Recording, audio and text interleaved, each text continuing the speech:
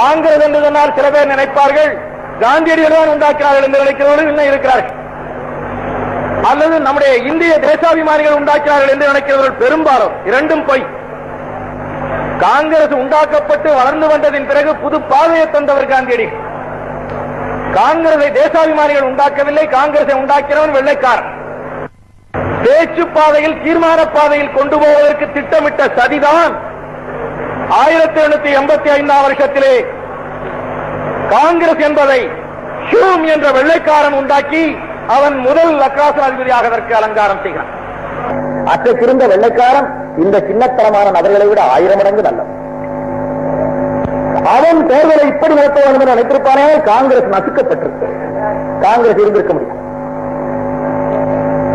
அவர்கள் என்ன பதில் சொன்னார்கள்? தேவரம் மாதிரி பயன்படுத்தினால் உங்களுடைய மீட்டிங்குகளில் கூட்டங்களில் கலகம் வரவிடாமல் நாங்கள்